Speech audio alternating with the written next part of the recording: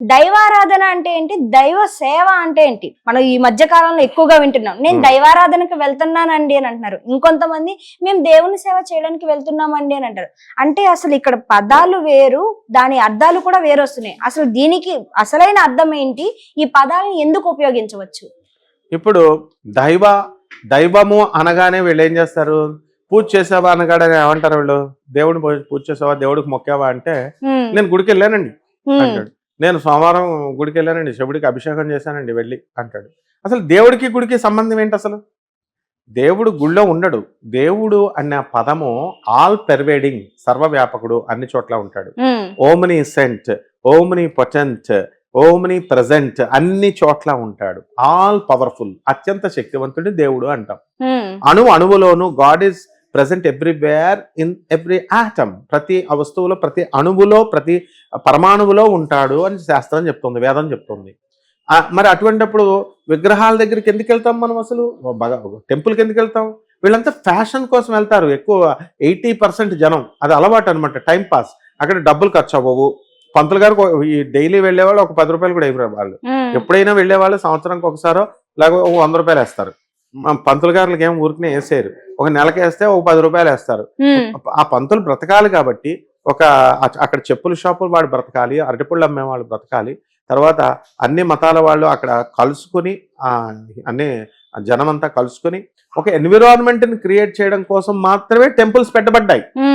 ఎలాగా ఇప్పుడు class room స్కూల్లో చేర్పిస్తాం, స్కూల్కి వెళ్లకుండా కూడా ఇంట్లో చదివి ఐఏఎస్ ఆఫీసర్లు అయిన వాళ్ళు ఉన్నారు.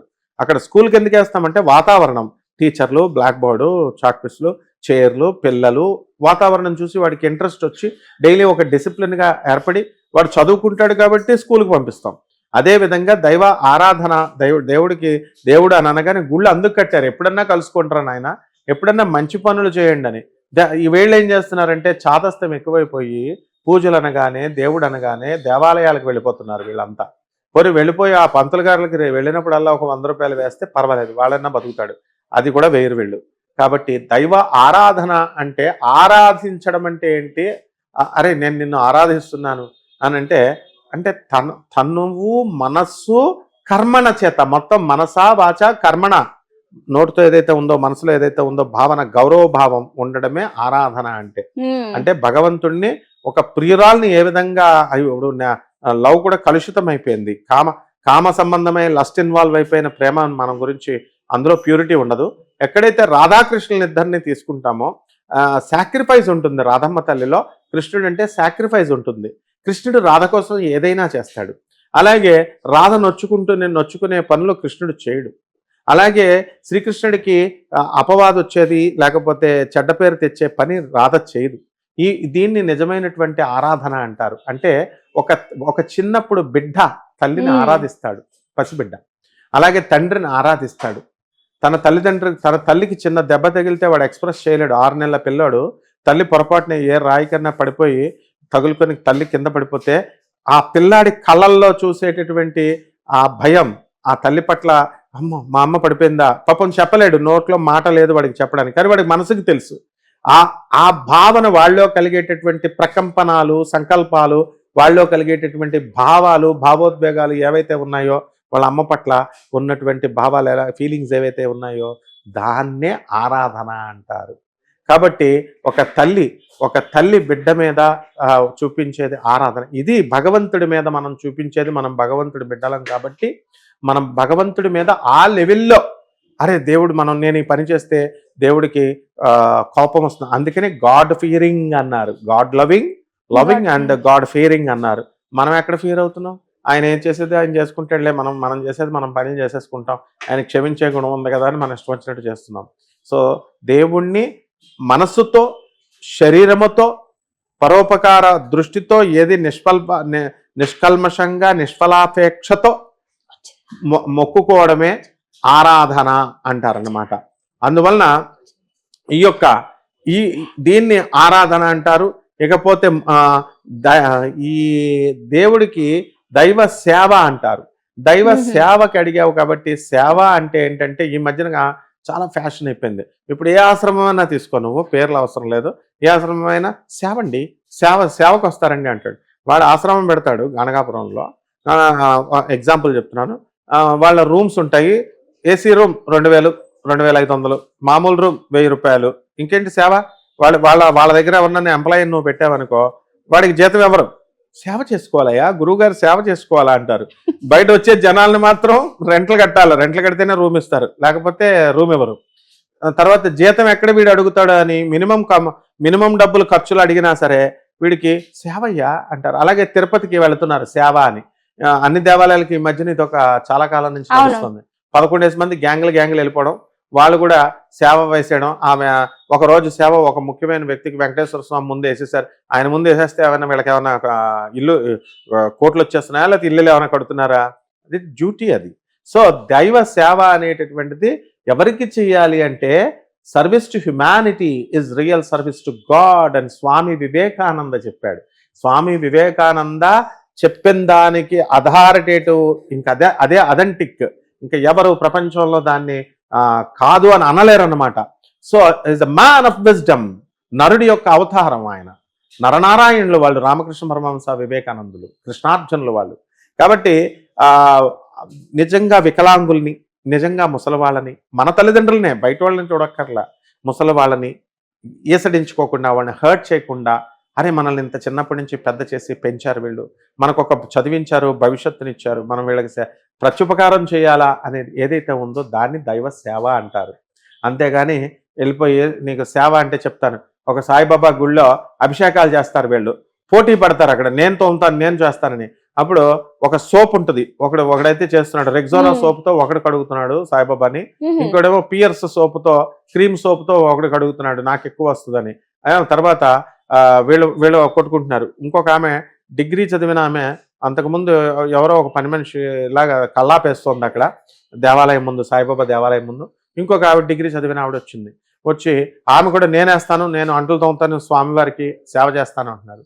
అప్పుడు వీళ్ళు కొట్టుకుంటుంటే ఆ పంతులు గారు తీర్చట్లేదు. నేను పిలిచాను, ఇలా రామ్మ, ఏం చదువుకున్నాను? నేనంటే 5వ క్లాస్ సార్. నువ్వు అంటులు తోముకోవచ్చు, ముగ్గులేయచ్చు, తప్పలేదు. నువ్వేం చదివావు? డిగ్రీ చదివాను. నువ్వు మరి వచ్చిన వాళ్ళకి భక్తులకు ఉపన్యాసం ఇవ్వచ్చుగా, లేకపోతే నువ్వు ఇంటలెక్చువల్ వర్క్ ఏదైనా చేయొచ్చు కదా. అంటే మనుషులకి సేవ అంటే ఏమర్థమైపోయిందంటే వెళ్ళాలా, గుడి ముందు ఊడ్చేయాలా, గుడి ముందు కల్లాపేసేయాలా, ముగ్గులు పెట్టేసేయాలా, ఫ్రీగా గుళ్ళ ముందు వీళ్ళు ఏం చేశారా, తోమేసేయాలా, సామాను దేవుడికి పంతులు గారికి అందించాలా. వీళ్ళు చేసేది పంతులు గారికి సేవ చేస్తున్నారా, దేవుడికి సేవ చేస్తున్నారా? ఆ business, temple is a business జరుగుతోంది ఇప్పుడు. అలా అంటే ఎమ్మెల్యేలు కూడా టెంపుల్ ఏంటి బిజినెస్, ఎలా, హౌ ఇస్ ఇట్ అంటారు. ఏంటి బిజినెస్ కాకపోతే టికెట్, ప్రతి దానికి టికెట్, దానికి వచ్చేటటువంటి అంటే పూజారులు బ్రతుకుతారు, ఓకే, ఈ చెప్పులకు వాళ్ళు బతుకుతారు. నువ్వు టికెట్, హుండీలో ఏం జరుగుతుందో నేను చెప్తాను. హుండీలో వేస్తారు కదా డబ్బులు, వేస్తే ఆ హుండీలో భక్తులు ఎంతో దీనికోసం వేస్తే ఆ టెంపుల్ ట్రస్టీలు చీరలు ఎత్తుకుపోతారు. కొన్ని దేవస్థానాల్లో పప్పులు, బియ్యం డబ్బాలు, నేతి డబ్బాలు వెళ్ళిపోతాయి, హుండీలో వేసిన డబ్బులు వెళ్ళిపోతాయి. ఇవన్నీ ఎవరికి తెలియనివమ్మా, అయినా సరే భక్తులు వేస్తారు. ఇదా సేవ అంటే? వీళ్ళ మాత్రం ప్రజలకు ఏం చెప్తారు, మీరు సేవ చేసుకోవాలా, దేవుడికి మీరు సేవ చేసుకోవాలా అంటారు. సేవ అంటే ఇది కాదు. దైవ సేవ అంటే నీ తండ్రి నీకు ఎప్పుడు నిన్ను సంతోషిస్తాడు, నువ్వు బాగా చదివి, నువ్వు ఒక కలెక్టర్ అయ్యి, పేద ప్రజలు, నువ్వు డబ్బులు సంపాదించుకుంటే ఇష్టపడాడు వాడు, మీ తండ్రి. ఏం చేయాలా, నువ్వు పేద ప్రజలకు చేస్తుంటే అప్పుడు ఆయనకు ఆనందం వేస్తుంది. ఆ తండ్రే దేవుడు అనమాట. అంటే తనతో సృష్టిలో నీతో సమానంగా నేను పుట్టించాను, నీ అక్క చెల్లెలకి నువ్వు వాళ్ళు చదవలేకపోయారు పాపం, వాళ్ళు నువ్వు చదివి వాళ్ళకి సహాయం చేస్తుంటే నీ తండ్రి సంతోషిస్తాడు. అబ్బా, నా పెద్ద కూతురు చిన్నపిల్లలకి, చిన్న చెల్లెలకి, వాళ్ళ చెల్లెలకి బాగా చేస్తుందని. అది సేవ అంటే. అంటే ఎంతసేపు కూడా నువ్వు ఎదగాలి, నువ్వు ఆత్మ ఉద్ధరించుకోవాలా, ఆ ఆత్మ ఉద్ధరించిన తర్వాత, నువ్వు ఉద్ధరించుకున్న తర్వాత మిగతా వాళ్ళని కూడా ఆత్మ ఉద్ధరణ చేయాలి. అంతేగాని డాగ్మాతో, మెటీరియలిజం సెంటర్డ్ ఫిలాసఫీతో, మూఢనమ్మకాలతో నేను ఇక్కడే ఉండిపోతాను. నాకే తెలుసు. ఇప్పుడు 4 వీడియోలు చెప్పిన ప్రతి ఒక్కడు ప్రముఖ ఆధ్యాత్మికవేత్త అని వేసేసుకుంటున్నారు, కేవలం 4. మరి ఇంకా 40 సంవత్సరాల నుంచి చెప్పిన మా గురువులు ఏమైపోవాలి, వాళ్ళు ఎప్పుడు పాపం ప్రముఖ అని వేసుకోరు వాళ్ళు. చాగంటి గారు కానీ, గరికపాటి గారు కానీ, వీళ్ళు ఎవరో కూడా, నండూరు కానీ, మరి సామ్యవాదం షణ్ముఖ శర్మ, వద్దిపతి పద్మాకర్, వీళ్ళు ఎవరు ప్రముఖ అని వేసుకోరు, వాళ్ళకి అవసరం కూడా లేదు కూడా. కాబట్టి ఈ దైవ సేవ అంటే అదమ్మా. సేవ అంటే, దైవ సేవ అంటే వెళ్ళిపోవడం, దేవాలయాలు కడిగేయడం, దేవాలయాలకి వచ్చిన భక్తులు లైన్లో నుంచో పెట్టడం, చెప్పులు పెట్టడం. ఆశ్రమం మాత్రం డబ్బులు దొబ్బుతాయి, వాళ్ళందరూ ఆశ్రమానికి కలెక్షన్ ఇస్తారు, వాళ్ళు తీసుకుంటారు డబ్బులు. టెంపుల్స్ మాత్రం డబ్బులు తీసుకుంటాయి. కాబట్టి ప్రతిదీ కూడా రేషనల్గా ఆలోచించాలా, సైంటిఫిక్ అవుట్లుక్తో వెళ్ళాలా. లాజికల్ కన్సిస్టెన్సీతో వెళ్ళాలి. కాబట్టి వీళ్ళంతా తార్కికంగా ఉండాలి. కాబట్టి వీళ్ళంతా వెళ్ళి పేద ప్రజలకి, అనాథలకి నీకు నువ్వుగా నీ శక్తి మేరకు ఎంత సేవ చేస్తావో అదే దైవ సేవ అన్నమాట. అంతే. చాలా చక్కగా చెప్పారు గురుగారు. నిజానికి మీరు పలికిన ప్రతి ఒక్క పదం వాస్తవం. ఈ ఏవైతే ఉన్నాయో ఈ ఉపవాసాలు కావచ్చు, దేవుని సేవ కావచ్చు, దానితో పాటు ఈ సనాతన ధర్మం అనే ఈ వచ్చే పదాలు కావచ్చు, ప్రతిదీ కూడా ప్రెసెంట్ ఈ జనరేషన్ లో ఇది ఫ్యాషన్ అయిపోయింది. అవును. రెండో వచ్చేసి ఈ మధ్య కాలంలో ఎక్కువగా చూస్తున్నాం, ఎవరైనా ఉపవాసం చేశారంటే నేను ఉపవాసం చేస్తున్నా, ఈ రోజు నాకొద్దు. నువ్వు ఉపవాసం చేస్తున్నావు అని నీకు తెలిస్తే చాలు, పక్కన వాళ్ళకి తెలియాల్సిన అవసరం లేదు. ఈ పాయింట్స్ అనేవి అవును, అందరికి ఎగ్జిబిట్ చేయడం అలవాటు అయిపోయింది. ఈ పాయింట్స్ అనేవి మర్చిపోయి ప్రతి దాన్ని కూడా ఒక షో ఆఫ్ కింద చేయడం అనేది మొదలు పెట్టారు. ఇది అయితే మాత్రం నిజానికి వాస్తవం మీరు అన్నది అయితే. ఈ మార్పు అనేది వస్తే ఆటోమేటిక్ గా సమాజంలో ప్రతి ఒక్కరిలోని మార్పు వస్తుంది, దేనైనా సరే మన వరకు ఉంచుకునేది. అండ్ మీకు కూడా చాలా ధన్యవాదాలు మాకోసం ఇంత సమయాన్ని కేటాయించినందుకు. అండ్ మీరు కూడా చూస్తున్నారు కదా, ఏదైతే మనం చేస్తామో అది మనకు మాత్రమే. మీకు ఇంకేమైనా డౌట్స్ ఉంటే కూడా ఖచ్చితంగా కామెంట్ సెక్షన్ లో కామెంట్ చేయండి. ఇలాంటి మరెన్నో వీడియోస్ మీకు ఎప్పటికప్పుడు రావాలి అనుకుంటే ఖచ్చితంగా సబ్స్క్రైబ్ చేసుకోండి, షేర్ చేయండి, లైక్ చేయండి. ధన్యవాదాలు.